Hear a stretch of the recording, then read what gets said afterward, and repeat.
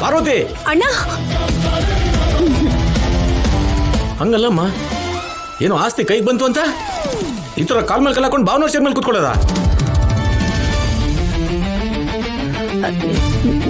ನಾತಿ ಅಂದ್ರೆ ಮಗಳಿದ್ದ ಹಾಗೆ ಅಲ್ವಾ? ಅವರು ಕೂತ್ಕೊಳ್ಳೋ ಕುರ್ಚಿಲಿ ಇವಳು ಕೂತ್ಕೋಬಹುದು. ಹಾಗ ಅವಳು ಕೂತ್ಕೊಂಡಿಲ್ಲ ಅಂತ ನಿನಗೆ ಗೊತ್ತು ಅನ್ನೋದು ನನಗೂ ಗೊತ್ತು ಅತ್ತಿಗೆ. ಅದು ಹಾಗಲ್ಲ ತಂಗಿಮ್ಮ, ಈಗ ಭಾವನವ್ರು ಬಂದ್ಬಿಟ್ರೆ ಏನ್ ಗತಿ ಅಂತ.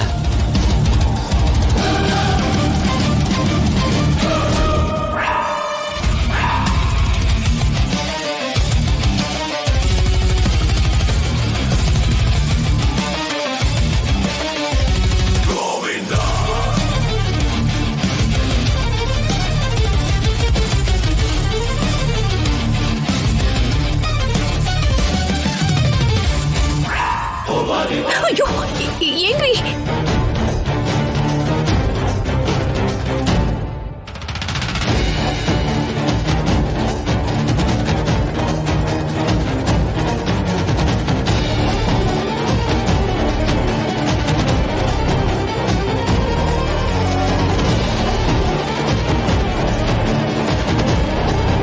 ನಾನು ಹೊರಗಡೆ ಹಾಕ್ತೀನಿ ಮಾವ.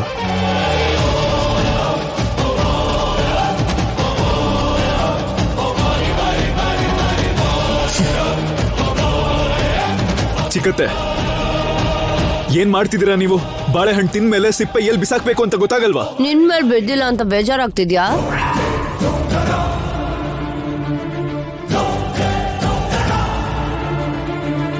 ಹೆಣ್ಮಕ್ಳಿಗೆ ಗೌರವ ಕೊಡುವಂತ ವಂಶ ನಮ್ದು.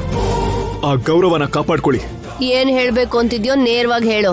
ಅಧಿಕಾರ ಕೈಗೆ ಸಿಕ್ತು ಅಂದ್ ಮಾತ್ರಕ್ಕೆ ಅಹಂಕಾರ ತಲೆಗೆ ಹತ್ತಬಾರ್ದು ಅತ್ತೆ. ಸ್ವಲ್ಪ ಕಡಿಮೆ ಇದ್ರೆ ಒಳ್ಳೇದು.